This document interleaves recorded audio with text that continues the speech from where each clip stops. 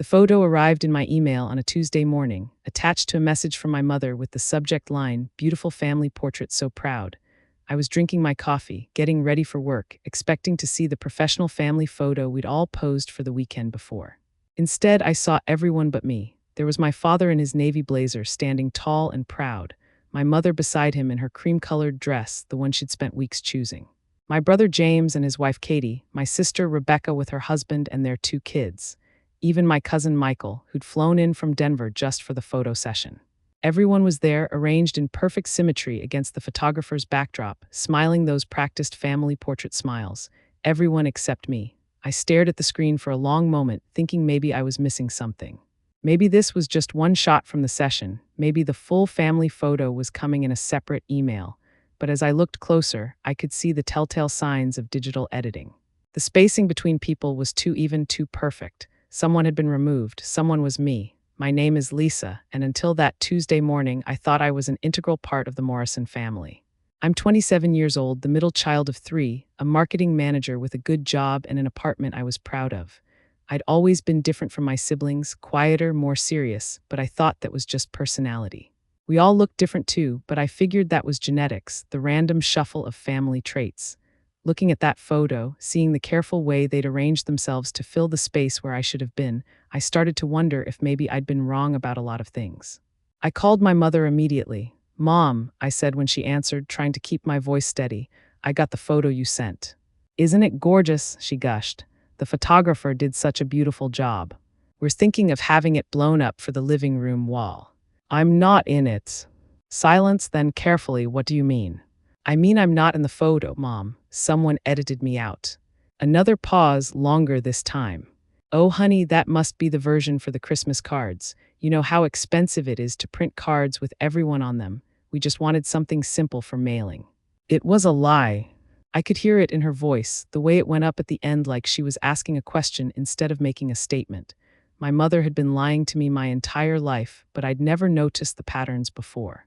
"What about the version with me in it?" I asked. "Of course we have that one too," she said quickly.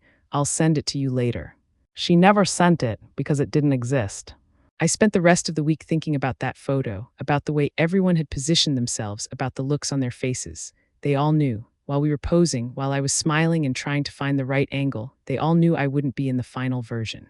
I started paying attention to other things too. The way conversations stopped when I entered a room, the way my siblings exchanged glances when I mentioned family memories. The way my parents had always been just slightly more distant with me than with James and Rebecca. The way I looked nothing like any of them. I have dark hair and olive skin while the rest of my family is fair and blonde. I'm tall and lean while they're all shorter and stockier. My eyes are brown while theirs are blue or green. Growing up, people would sometimes comment on how different I looked, and my parents would laugh and say I took after my grandmother on my father's side. But I'd never met that grandmother. She died before I was born, they said. Friday night, I went to dinner at my parents' house like I did most Fridays. The photo session hadn't been mentioned since my phone call with my mother, and I was curious to see how they'd handle seeing me in person. They were awkward, not obviously so, but in small ways that I was finally paying attention to. My father kept avoiding eye contact. My mother was overly cheerful, asking too many questions about my job and my apartment. They both seemed relieved when I left early, claiming I had plans with friends. On my way out, I stopped by my father's study to grab a book I'd left there weeks earlier. The room was dim, lit only by the hallway light, and I was moving quickly when I knocked over a stack of papers on his desk. As I bent to pick them up, one document caught my eye. It was old, yellowed at the edges, with an official-looking seal at the top. I couldn't read it clearly in the low light, but I could make out enough to see my name and the words "Certificate of Adoption." My hands started shaking. I glanced toward the door, listening for footsteps, then quickly turned on the desk lamp and read the document properly. It was my adoption certificate, dated 27 years ago, listing David and Martha Morrison as my adoptive parents. Not my biological parents, my adoptive parents. I was adopted, and no one had ever told me. I put the papers back exactly as I'd found them, turned off the light, and left the house in a daze. I drove around for 2 hours, trying to process what I'd learned. Everything suddenly made sense. The physical differences, the emotional distance, the way I'd always felt like I was on the outside looking in. But it also raised so many questions. Why hadn't they told me? Why hide it for 27 years? And why, after all this time, were they literally erasing me from family photos? I spent the weekend researching. I learned about sealed adoption records, about how to request information, about what rights adopted children have to know their origins. I also learned that in many states, adoptees have to petition the court to access their own birth certificates. Monday morning, I called in sick to work and drove to the courthouse. 3 hours and a lot of paperwork later, I was sitting in a small office with a clerk who looked like she'd rather be anywhere else. She explained that my adoption records were sealed, but that I could petition for access. The process would take several weeks and wasn't guaranteed to be successful. However, she added, glancing around to make sure no one was listening, sometimes people find information through other means. Public records, hospital files, that sort of thing, particularly if you know when and where you were born. I did know when I was born, and I knew which hospital because my parents had always told me I was born at Mercy General. What I hadn't known was that I should be looking for records under a different name. The birth certificate I finally tracked down 3 days later listed my birth name as Elizabeth Chen, born to Linda Chen, father unknown. There was no mention of the Morrison family anywhere. Linda Chen, my biological mother, had a name, and with that name I could find her. It took me another week of searching through social media, public records, and online directories. I found 3 Linda Chens in the right age range who lived in the area 27 years ago. 2 of them had moved away and seemed to have no connection to my story. The third one still lived in town, just 15 minutes from my parents' house. Linda Chen, now Linda Martinez, age 49, remarried with 2 children. She worked as a nurse at the same hospital where I was born. Her Facebook profile was public, and when I scrolled through her photos, I saw my own face looking back at me. Not similar features, not family resemblance. My actual face, 22 years older. I spent 3 days working up the courage to contact her. Finally, I sent a simple message. Hi Linda, I think you might be my birth mother. My name is Lisa Morrison, but I was born Elizabeth Chen on March 15, 1996. I'd like to talk if you're willing. She called me 20 minutes later. Elizabeth, she said, and started crying immediately. I've been waiting for this call for 27 years. We met at a coffee shop the next day. Linda was small and nervous, her hands shaking as she stirred sugar into her tea. She looked exactly like an older version of me, down to the way she tucked her hair behind her left ear when she was thinking. I was 19 when I had you, she began. Just a kid myself, really. I was in college, working part-time to pay for classes. Your father was someone I'd dated briefly, but he left town when I told him I was pregnant. I had no support, no money, no way to raise a baby. She paused, wiping her eyes with a napkin. The Morrisons were friends of friends. They'd been trying to have children for years, had been through multiple miscarriages. When they heard about my situation, they offered to help. What kind of help? I asked. They paid for everything, my medical expenses, my living costs while I was pregnant, even my tuition. In exchange, I would give them the baby. It was supposed to be a closed adoption, no contact afterward. I felt something cold settle in my stomach. Supposed to be. Linda nodded, but they also promised they would tell you the truth when you were old enough. They said they believed adopted children had a right to know their origins, that they would never lie to you about where you came from. The coldness spread. They never told me. I know, she whispered. I've been watching from a distance all these years. I've seen the school plays, the graduation ceremonies, the family photos on their Christmas cards. You were never identified as adopted in any of the announcements. To the outside world, you were their biological daughter. Why didn't you say something? She looked down at her hands. I had no legal right. The adoption was finalized, the records sealed, and honestly, I was afraid. The Morrisons are wealthy, well-connected. I'm just a nurse. I thought if I caused trouble, they might move away and I'd lose even the small glimpses I had of you growing up. We talked for 3 hours. Linda told me about watching me from the back of the audience at my high school graduation, about following the Morrison family's social media accounts under fake names, about the years of wondering if I was happy, if I ever thought about her, if I knew the truth. She also told me something that made my blood run cold. There's something else you should know, she said toward the end of our conversation. The financial arrangement with your parents didn't end when the adoption was finalized. What do you mean? They've been paying me ever since. Every month for 27 years. They call it a support payment, but it's really hush money. As long as I stay quiet and don't try to contact you, they send me a check. I stared at her. How much? $2,000 a month. I did the math in my head. $2,000 a month for 27 years was over $600,000. My parents had paid more than $500,000 to keep my biological mother quiet. The last check came with a note, Linda continued. It said if I ever tried to contact you or tell you the truth, the payments would stop and they would take legal action against me for violating the adoption agreement. I felt like I was going to be sick. What adoption agreement? The one I signed when you were born. I was 19 and scared, and I didn't read it carefully. I just trusted them when they said it was standard paperwork. But I kept a copy. She reached into her purse and pulled out a manila folder. I brought this for you, everything I kept from when you were born. The original adoption paperwork, medical records, photos from when you were a baby. I opened the folder with trembling hands. There were pictures of me as a newborn, tiny and wrinkled and perfect. There were hospital bracelets, footprint cards, even a lock of my baby hair in a small envelope, and there was the adoption agreement. Reading it was like discovering I'd been living in a different reality my entire life. The document wasn't just about adoption. It was about erasure. The Morrisons hadn't just agreed to raise me as their own child. They'd agreed to pretend I was their biological child, to never reveal the truth of my origins, and to pay Linda substantial monthly sums to ensure her silence. There were clauses about what would happen if I ever found out the truth. Financial penalties for Linda, legal action, even a clause that said if I ever tried to establish a relationship with my biological mother, the Morrisons could cut off all contact with me. It wasn't an adoption agreement. It was a purchase contract. I went home that night and sat in my apartment, surrounded by the documents Linda had given me, trying to figure out what to do with this information. I felt angry, hurt, betrayed, and confused all at once. The people I'd called my parents for 27 years had bought me like I was property, then spent my entire life lying to me about who I was. But I also felt something else, power, because now I knew the truth and they didn't know that I knew. I spent the next week planning. I copied all the documents Linda had given me, researched the legal implications of what my parents had done, and consulted with a lawyer about my options. I also did something else. I hired a private investigator. If my parents had been lying to me about something this fundamental for my entire life, what else had they been lying about? What other secrets were they keeping? What else might they be willing to pay to keep hidden? The investigator, a former police detective named Sam Rodriguez, was thorough and discreet. Within 2 weeks, he'd uncovered information that made the adoption secret look like a minor white lie.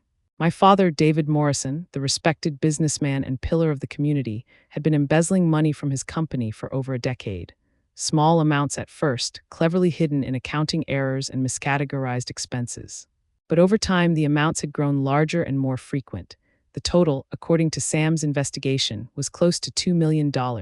My mother, Martha Morrison, the devoted wife and charity volunteer, was having an affair with her tennis instructor.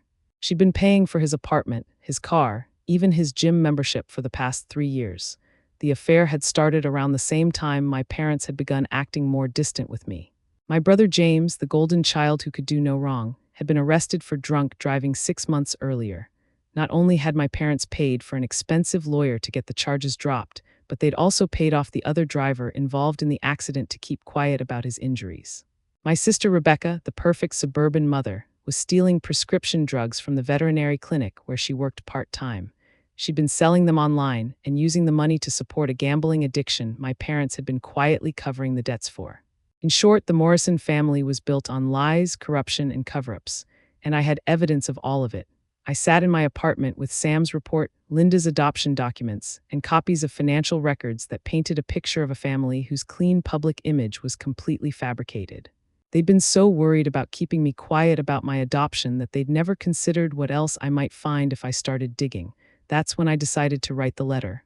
I spent hours crafting it, choosing each word carefully.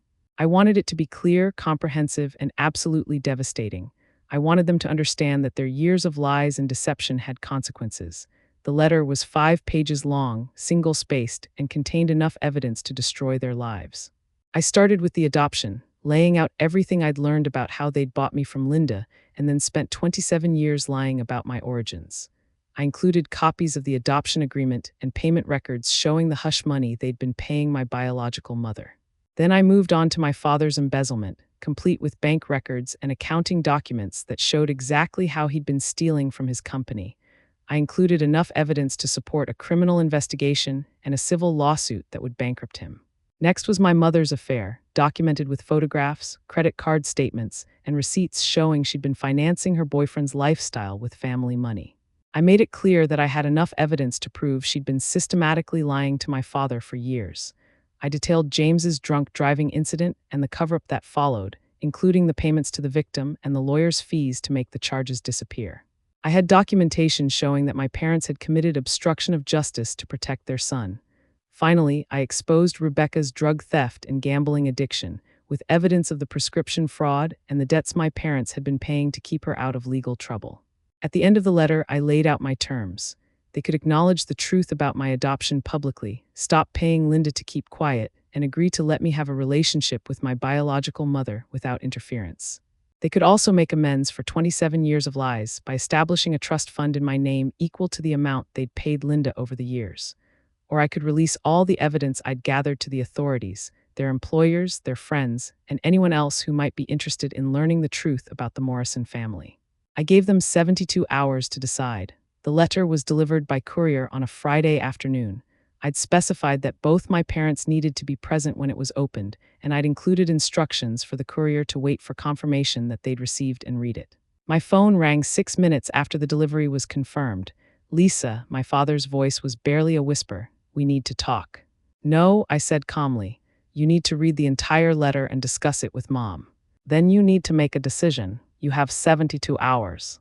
"Please," he started, but I hung up. They called back 17 times over the next hour. I didn't answer. Saturday morning, I got a text from my mother. "Can we meet?" "Just to talk." I replied, 60 hours remaining. Sunday afternoon, Rebecca called crying, asking what I was doing to the family, saying I was destroying innocent people. I reminded her that stealing prescription drugs was a felony and hung up. Monday morning, with just hours left on my deadline, I received an email from my father's lawyer. They agreed to all my terms. The next week was a whirlwind of legal documents, financial transfers, and very difficult family conversations.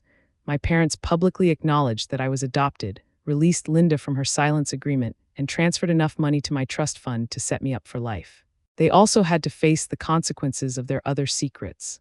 My father resigned from his company and entered into a payment plan to return the money he'd stolen. My mother ended her affair and started marriage counseling. James had to deal with the criminal charges he'd avoided, and Rebecca entered rehab for her gambling addiction. The perfect Morrison family facade crumbled completely, but something unexpected happened in the aftermath. With all the lies finally exposed, with all the secrets out in the open, we actually started talking to each other honestly for the first time in years. Not immediately and not easily, but gradually. My parents apologized, really apologized, for lying to me about my adoption. They explained that they'd been so desperate for a child and so afraid of losing me that they'd convinced themselves they were protecting me by hiding the truth. They admitted they'd made terrible choices and that they understood if I never forgave them. I started seeing Linda regularly. We had coffee every week, and she told me stories about her life, about what she was like when she was young, about the day I was born and how difficult it was to give me up. She also told me about my biological father, who she'd managed to track down through social media. He lived in California now, married with 3 children, and had no idea I existed. I wasn't sure if I wanted to contact him.